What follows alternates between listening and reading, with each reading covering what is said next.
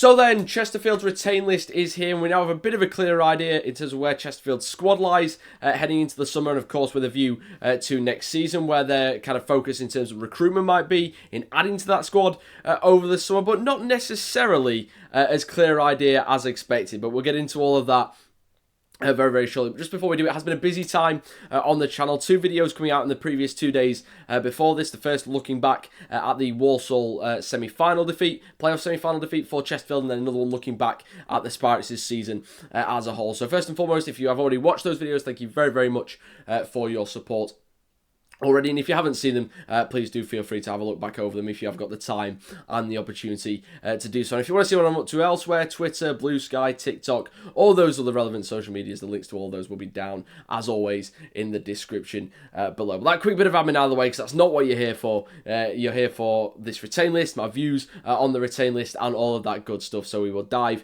straight in. First and foremost, starting with the logical place, really, and that is the players leaving the club, and it's just the 4. For the moment for Chesterfield, and one of those is a player that's come through the academy in Ali Mohyuddin.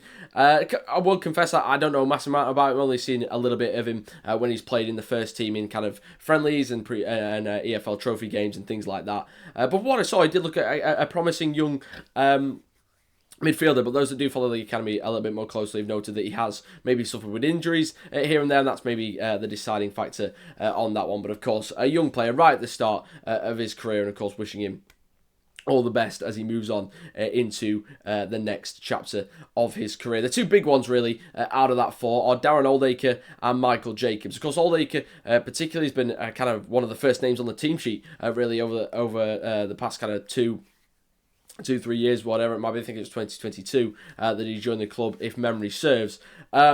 And yeah, was a real Paul Cook favourite for most of that time, really, or at least it certainly seemed like it, given the kind of status he was given and the regularity in which he played for Chesterfield. But over the past 2 or 3 months, that has changed a little bit. I think he did suffer an injury, but even when he was recovered from that, he never really came back into the team. And right before I started, kind of sat down to record this video, there's a little bit of news broke from Liam Norcliffe, brilliant local journalist, covers the club, Chesterfield, on behalf of the Derbyshire Times, one of the local newspapers, and he said that it was his understanding that Dan Oldacre could be on his way to Swindon Town. So maybe that was something that has been in the works for a little bit, and maybe that factored into kind of Paul Cook and co.'s long-term thinking in that regard. Either way, wherever his future may lie, that is a pretty significant departure from the SMH Group Stadium. And of course, the other kind of main notable one is Michael Jacobs.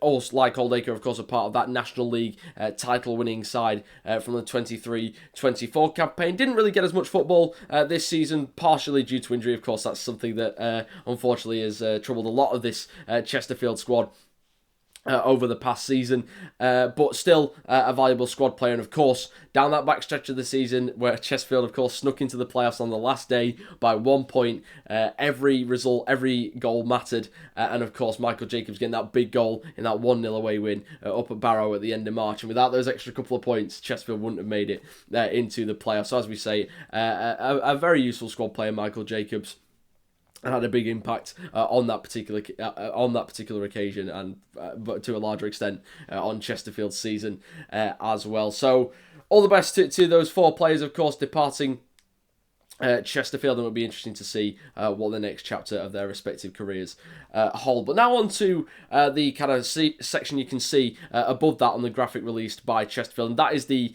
under negotiation tab. And this is probably, I think, the most interesting part of this retain list.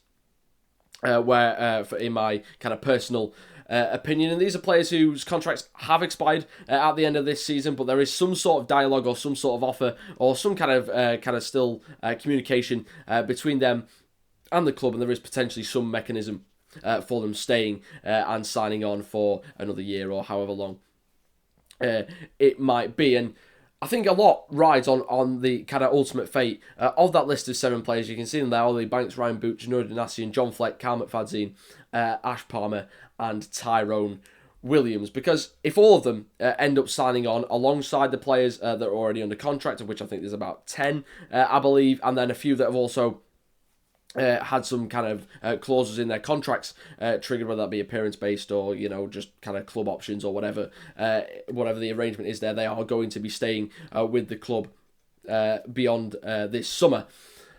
if all those players that are there under negotiation section sign on alongside those players, that already takes Chesterfield up to around, I think it's about 19, 20 players that would be kind of in need of registering if they're going to play for Chesterfield in the league next season. And of course, in the FL, you can only have 22 registration. There's only 22 available registration spots in the squad list. That, of course, does discount under 21 players. And goalkeepers, but it is just that 22. And Chesterfield would already be up at around 19-20. I think if my maths is reliable, which is never a safe bet, but I've double and triple checked. I think it's around 19-20 that Chesterfield will be up to. So that doesn't really give them the scope and the freedom to have that kind of big transformative summer that maybe some were expecting, some were certainly wanting. If you read kind of social media and forums and things like that. So yeah, that's one outcome. But of course, you have also got the flip side where all these players decide to move on, and then you are probably down to about 13 or 14 in that group, and that immediately kind of frees you up potentially again with that freedom of kind of the under 21 exemption, the goalkeeper exemption, to maybe bring in double digits in terms of players, and then really refresh and revitalise and have that kind of big transformative summer that maybe some people we're expecting. So it's a bit of a wait and seeing game, really, at the moment for Chesterfield, and kind of where their priorities might lie in the summer transfer window, because you look at that group there, say for example Cal McFadzean and Ash Palmer both sign on alongside Che Dunkley, who's already under contract, Jamie Grimes, who is one of those who's had an option triggered in his contract. That's four kind of what you would class as real like first team centre backs there. That suddenly becomes a lot less of a need. If you sign kind of Ollie Banks, of course, there are rumblings of him maybe moving to York City. Their owner was very, very open in saying he's a player they admired. Some journalists then picked that up and said that there was quite a concrete link there. But if the likes of Banks and Fleck stay, I wouldn't say that eliminates the need to recruit in defensive midfield. In fact, I think it's one of Chesterfield's biggest needs going into the summer, but it definitely kind of softens it a little bit and adds some numbers there. Janoy Donassian, a right back, if he signs again alongside Daley Campbell, who's another one who's had that kind of contract option triggered, Raheem Shackelford, who's already under contract, that becomes less of a need. So, as I say, a lot of unknowns because of the kind of state of flux that these players are in at the moment. If they all sign, some needs are taken care of or reduced, and there's a lot less freedom in terms of the squad to have a big sweeping summer. But if they all leave, then it's really kind of a lot more free and a lot more positions kind of open up as positions in need. So as I say, I think the big takeaway from this retain list is keep an eye on what happens with those 7 players over the next few days and weeks. And just one final thing before we move on from that, really, there's a little bit of precedent for this, and I know a couple of people have mentioned it already. Of course, first of all, if you're here, hi, and second of all, apologies for not kind of referencing you or crediting you personally or by name for this, but there is a little bit of precedent for this in Paul Cook's first summer when he returned to Chesterfield back in 2022, which was a big sweeping summer of changes. He kind of moulded his own squad. A few players were offered kind of these kind of they were left as kind of being under negotiation, and none of them actually ended up staying with the club. If memory serves. So it could be that it's the same again, and that the precedent has been set in that regard, or it could be the opposite, and all these players say. As I say, it's just a big kind of wait and see in regards to where these 7 players go and how it leaves Chesterfield's squad looking at the end of it all. The players we do know a little bit more about are those whose contract options have been triggered, and that means that for now at least, unless they kind of source permanent moves elsewhere later down the line, they will be a part of Chesterfield's squad next season. Those are Ryan Colclough, Fonte Daley Campbell, Lewis Gordon, Jamie Grimes, and then a couple again from the academy in Liam Jessup and Ashton Ronaldo. So the 4 big ones there: Colclough, Daley Campbell, Gordon, and Grimes. And as we've already spoke about with Daley Campbell and Grimes, kind of a lot depends for them on what happens with the players that are out of contract, and then maybe how that influences how Chesterfield approach the recruitment in their respective positions. Of course, Daley Campbell a right back, Jamie Grimes a centre back. Lewis Gordon, I think this was the most obvious one that was going to happen. He's pretty key for Chesterfield, very impressive for much of his time playing. Again, another one that unfortunately suffered with injury, but outside of that has been a pretty key part of Chesterfield's side since he joined last summer. Of course, Ryan Colclough has been an important part of the side since he signed a couple of years ago now. And with him and Dylan Duffy, and then also Armando Dobra, who can slot in on that left as well. You do wonder if that left wing spot is one of the spots probably largely taken care of for Chesterfield before they even start their summer recruitment. Of course, I think the other side will definitely, the right wing will definitely be a source of focus. But for the moment, that left wing with Colclough, with Duffy, and then, of course, the kind of likes of Dobra as well.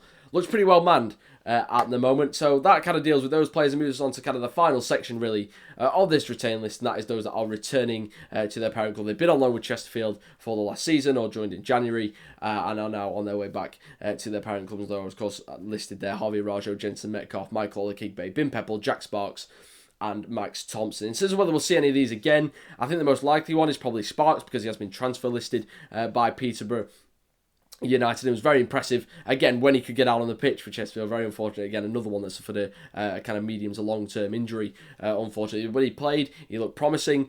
He looked like a very kind of a weapon that Paul Cook really enjoyed using in his team.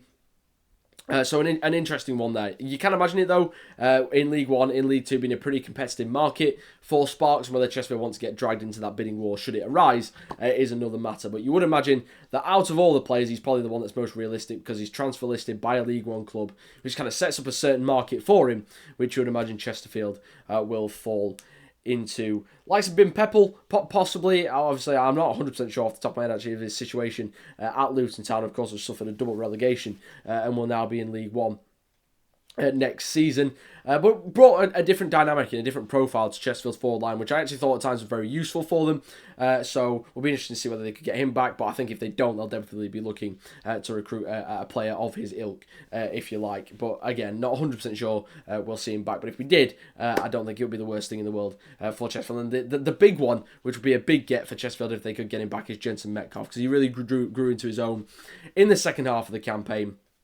Was a really kind of big part of Chesterfield's midfield unit. Very impressive for the kind of the early stage of his career that he's in, but you do think and do wonder that maybe Everton see a loan higher up the pyramid as the next logical step in his development path. Then that just about deals with everything, I think. And the big takeaway, and I know it's not necessarily the most conclusive or the most satisfying, is just wait and see. Because those 7 players, as we say, they make up kind of almost a third, really, of the players that Chesterfield could have, as we say, working under the assumption, which I do think is rather unlikely, but working under the assumption that they all come back, that would make up about a third of Chesterfield's potential squad. So it's a decent chunk of players that we don't know exactly what's going to happen with them. As we say, keeping an eye on them, I think, is going to be the big thing over the next few days, weeks, whatever it might be. And then once all of that is determined, you can then see where the real holes are in Chesterfield's squad, how much room they've got to kind of flesh things out and refresh things, etc., etc. And if we do see some recruitment in the meantime in those positions, it may give some clues as to how those negotiations are going and where these players' futures might ultimately lie. But I think that is everything. As we say, not the most conclusive, really, of the retain list. Sometimes these things can offer a bit more clarity, but with these players, as we say, unsure where exactly they're going to land. There is quite a few things that are still up in the air at the moment. But of course, what we do know is that these 4 players are departing, and along with those loan players, and of course, just one last kind of all the best to them. Some very big moments produced by the majority over their time at Chesterfield. Of course, wishing them all the best as they all move on into the next stage of their career. And yes, that is pretty much it. So thank you very, very much for watching. Of course, if you want to drop any thoughts you've got or any questions you've got about that retain list, of course, absolutely feel free to do so. If you're a Chesterfield supporter, how are you feeling about it? If you're a neutral observer of Chesterfield, what do you think about this? Do you think that this is kind of with a neutral, unbiased head? Do you think this is solid business from them? Any thoughts anybody's got, feel free to drop them down in the comments below. And yeah, that is it for now. Kind of have to wait and see now how quickly things unfold as to kind of when the next content will come. This is new signings, this is how soon that those players that are under negotiations commit, either here or elsewhere. Well, here being Chesterfield, of course, or elsewhere. But for now, that is it. So thank you very, very much for watching. If you have enjoyed, of course, any support by way of likes, shares, subscriptions, massively, massively appreciated. And as I say, hopefully see you very, very soon as this summer transfer window unfolds. So one last time, thank you very, very much for watching. Goodbye.